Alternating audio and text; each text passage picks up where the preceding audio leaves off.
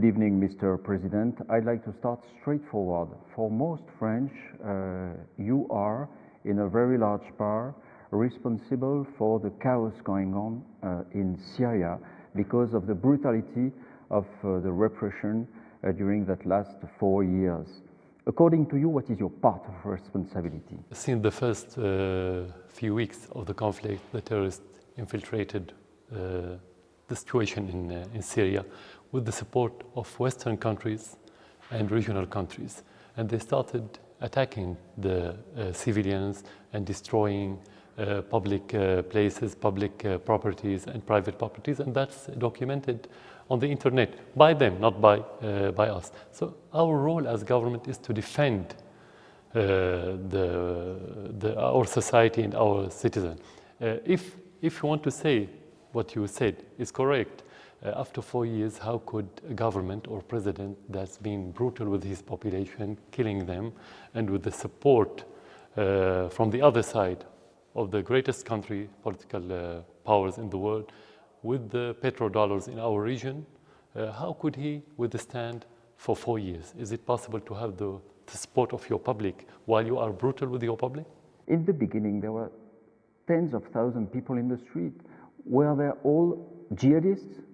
No, definitely not. But the other question, if in the sixth days of the conflict, the first Syrian policeman was killed. How? By the peaceful demonstration? By the audio wave of the demonstrators? How? He's been killed by terrorists. Somebody who take a gun and shoot that policeman, so he's terrorist. Doesn't matter if he's jihadist or not. He's a terrorist because he killed a policeman. There were perhaps jihadists or terrorists, but our reporters were there at the beginning and they met a lot of people saying we want more freedom, more democracy. They weren't terrorists or jihadists. Definitely, everybody should ask for his freedom, and every government should support the freedom, of course, under the constitution.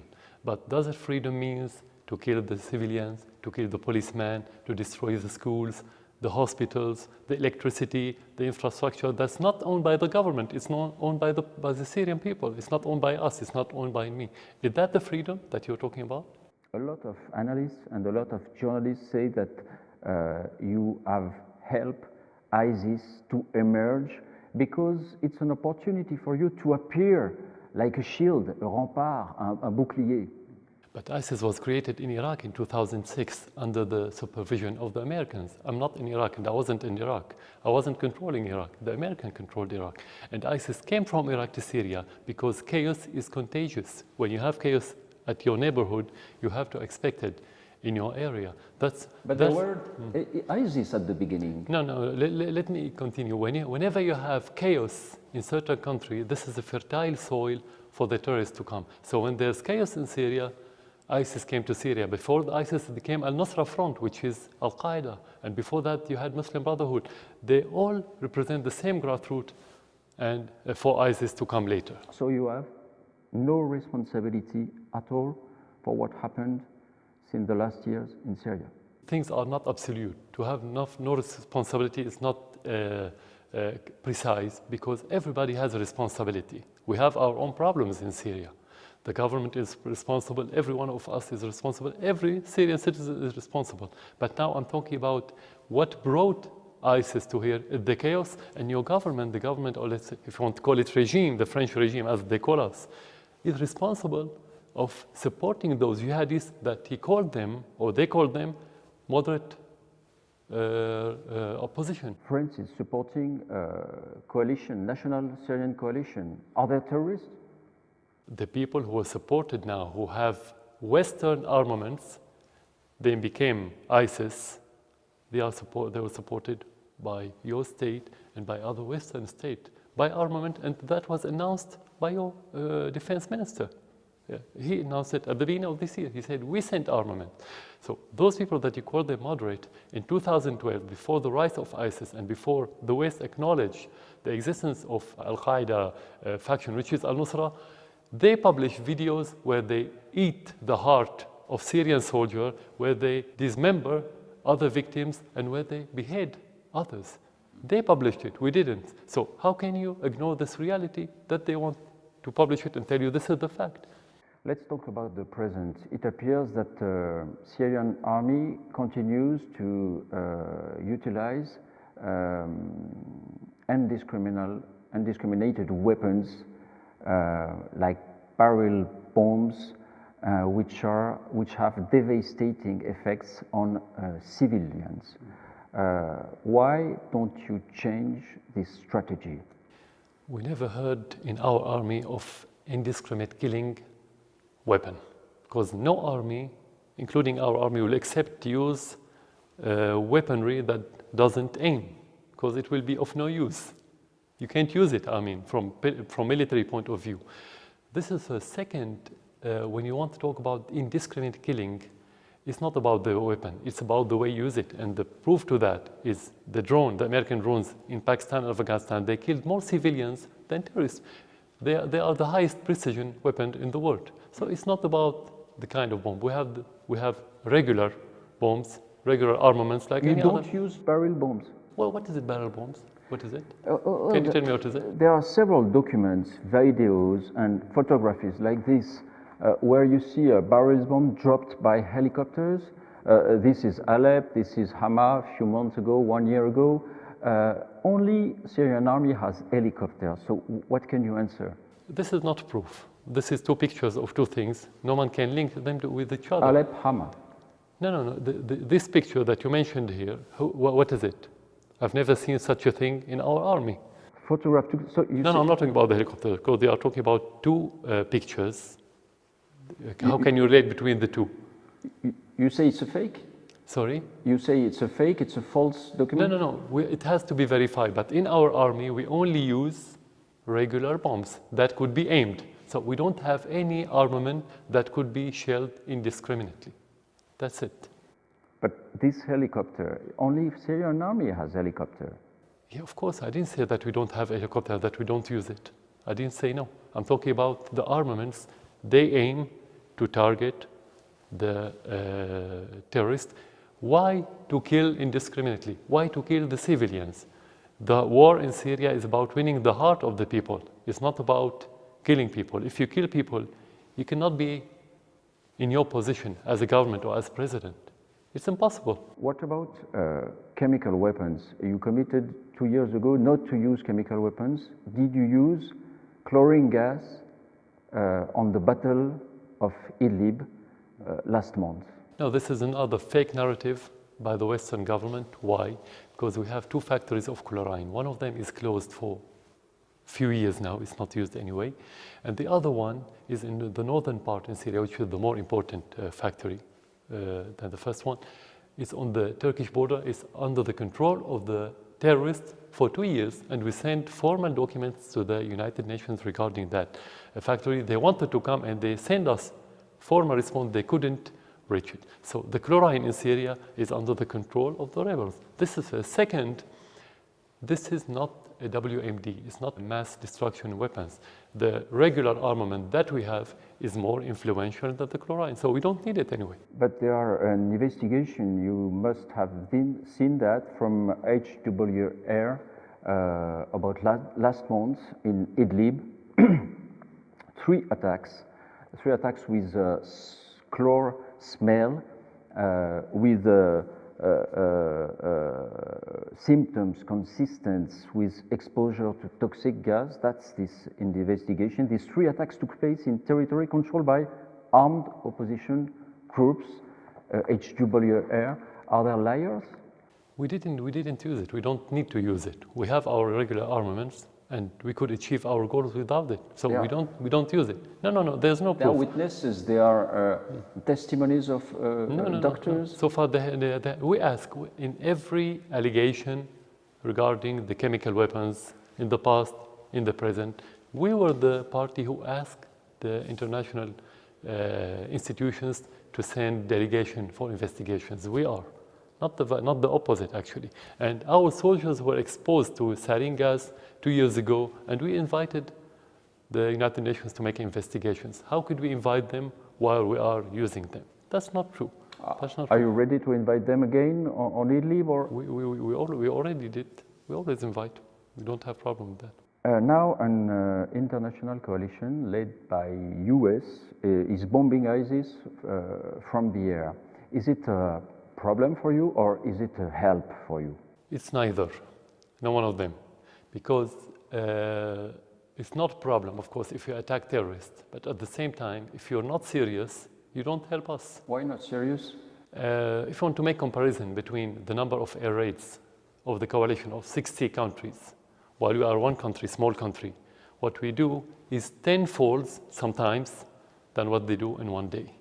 If that's serious, it took them to liberate what they called it in the media, Kobani city on the Turkish border. It took them 4 months to liberate it, in spite having Syrian fighters on the ground. So they're not serious so far. And the other proof that ISIS has expanded in Syria, in Iraq, in Libya, in the region in general. So how can you say that it was effective?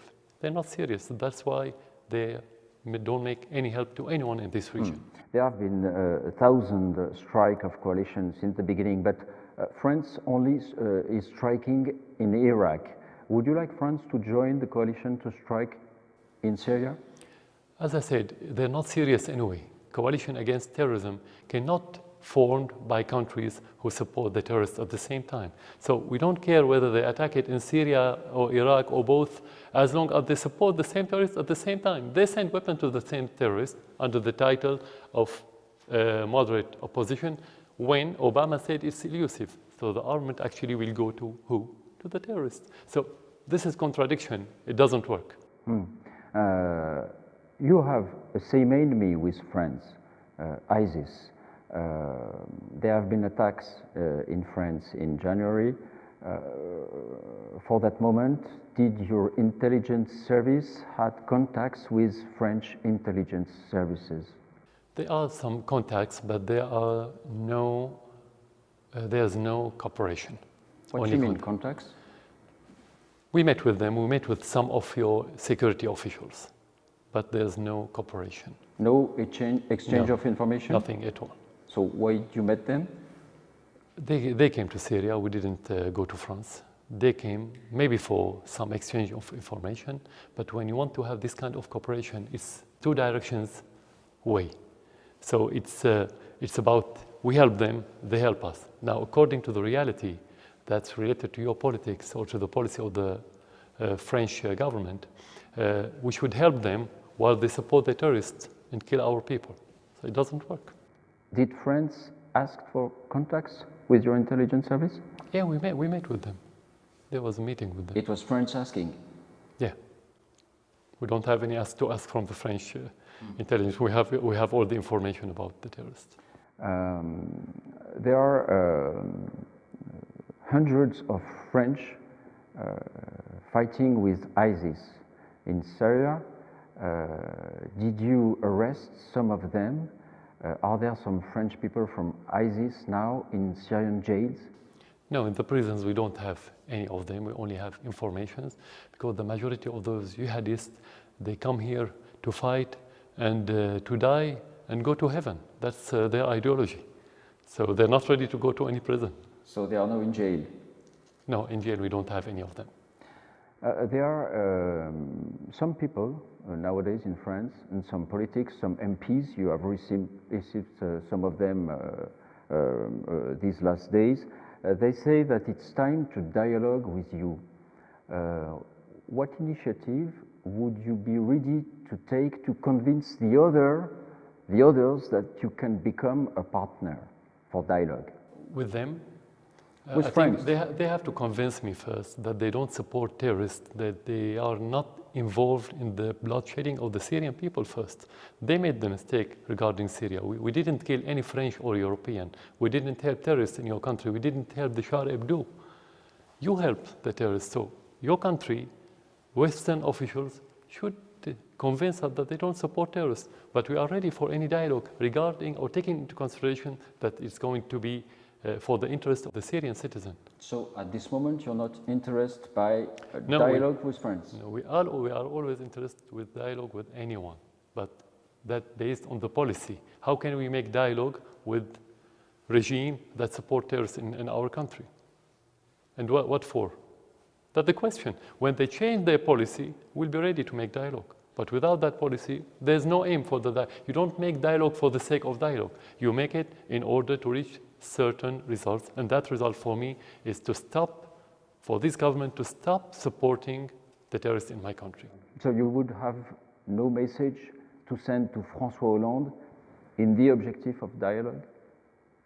I think the main message that should send to him is by the French people. And the poll in France will tell you what message Hollande should listen to, which is, as the most unpopular president in the history of France since the 50s, should take care of his population and prevent them from terrorists coming to France. So for me, as somebody who's suffering with his citizen, with the other citizen in Syria from terrorists, I think the most important message is what you've been seeing in France is only the tip of the iceberg. When you talk about terrorism, you have full mountain under the sea. Be aware of this mountain that will inflict your society. When John Kerry in the United States said, perhaps we will have dialogue with Mr. Bashar al-Assad, with President al-Assad, after he came back to another position, but you said, okay, this is words, I want acts, I'm ready to dialogue. So you are ready for dialogue? Of course, we are ready. We said we are ready with every country in this world, and including the great powers in the world, including France. But I said dialogue should be based on certain policy. The spearhead against Syria, the spearhead that support terrorism in Syria was first France, second UK, not the US this time. Obama acknowledged that the moderate opposition is elusive. He didn't really say that. Did your official acknowledge? No, he said it. He said it's a phantasm to think that we could arm them and they could win the war. But he didn't say there were no moderate opposition. What's the meaning? If we could arm them and win the war, what does it mean? What mean is fantasy? That's what it means. They said they're going to arm the moderate opposition. Can you tell me what is it? Where is it? We don't see it. We live in Syria. You live in France. I live here. I don't find it to fight it. If we have to fight it, we don't find it. You say there are foreign countries, too much foreign countries, involved in Syria conflict. But without Iranian support, without Hezbollah support, would you be able to fight against terrorism now? There's a big difference between intervention and invitation.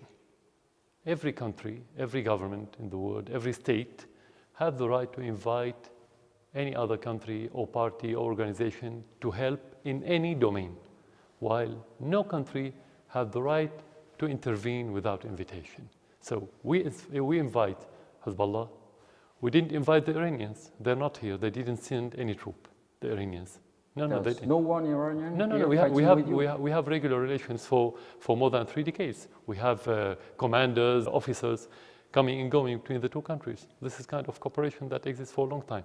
This is different from fighting. They don't fight, no. So we have the right, but France and other countries don't have the right to support anyone within our country.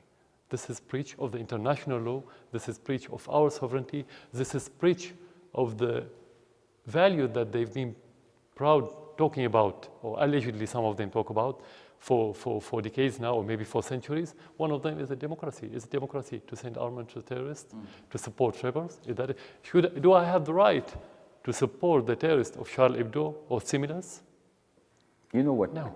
French Prime Minister said recently about you. He said he's a butcher.